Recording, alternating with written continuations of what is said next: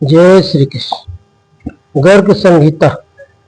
एक बार नैमिषारण्य के में महान ऋषि मुनि एकत्र होकर परम सत्य के स्वरूप पर चर्चा कर रहे थे।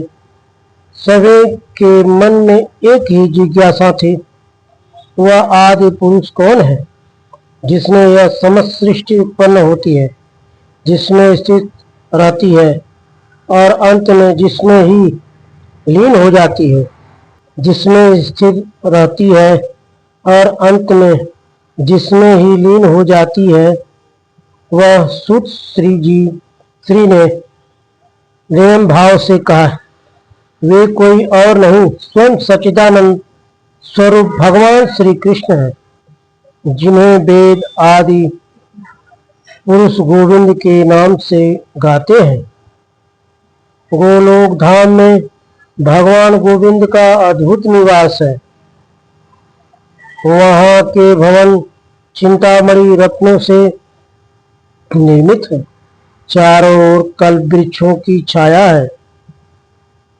असंख्य लक्ष्मी समान दिव्य सेविकाएं प्रेम पूर्वक उनकी सेवा करती हैं। वे त्रिभंग ललित श्याम सुंदर रूप में विराजमान है।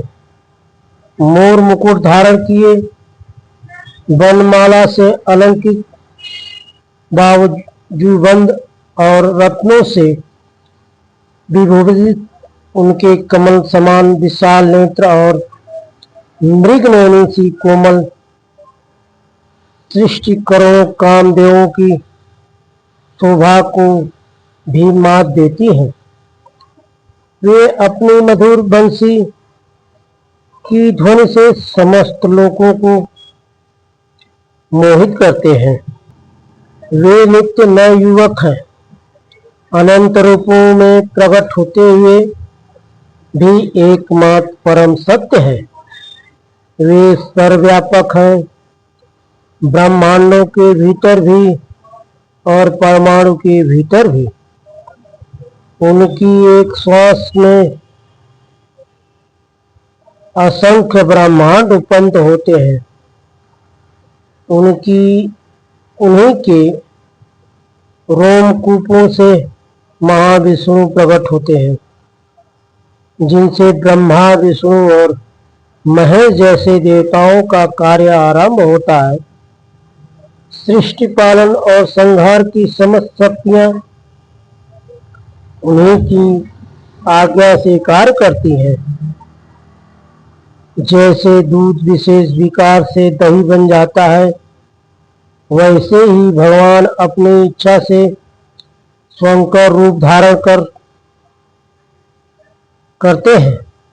जैसे एक दीपक से अनेक दीप प्रज्वलित होते हैं, वैसे ही वे अपने अंश रूपों में प्रकट होकर भी अपनी पूर्णता को बनाए रखते हैं।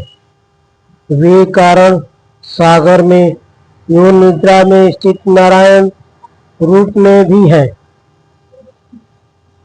और वृंदावन में गोप गोपियों संग रास रचाने वाले संत जन प्रेम भक्ति से उन्हें अपने हृदय में निरंतर निहारते हैं। योगी जन प्राणायाम और ध्यान से जिस परम तत्व को पाने का प्रयास करते हैं, वह भक्तों को सहज प्रेम से प्राप्त हो जाता है। वे भक्तों को के कर्म बंधन को जलाकर उन्हें मोक्ष प्रदान करते हैं।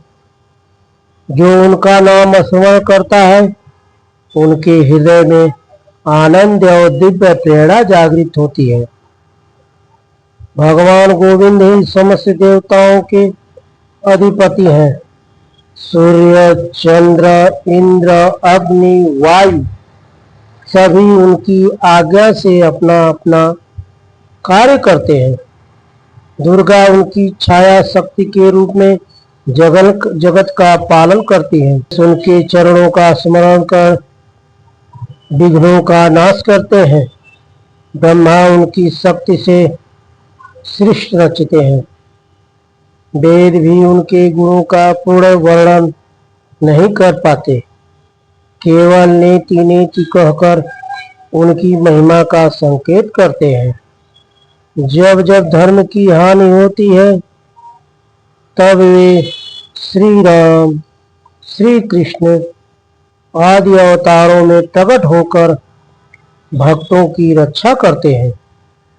श्री कृष्ण रूप में उन्होंने पृथ्वी पर अवतार लेकर प्रेम, करुणा और धर्म की स्थापना की। वे सर्वात्मा होकर भी अपने भक्तों के निकट सखा, स्वामी और प्रियतम बन जाते हैं। जो मनुष्य श्रद्धा से उनका भजन करता है वह उनके धाम को प्राप्त होता है। गर्ग संहिता का यह मंगलाचरण हमें यही सिखाता है कि सृष्टि के मूल, समस्त शक्तियों के आधार और प्रेम के परम स्रोत आदि पुरुष भगवान गोविंद की शरण ही जीवन का सर्वोच्च लक्ष्य है। उनके चरणों में आश्रय लेने से ही मनुष्य को शांति, आनंद और परम सिद्धि प्राप्त होती है। आदि पुरुष तहम भजामि, मैं उन भगवान गोविंद का भजन करता हूँ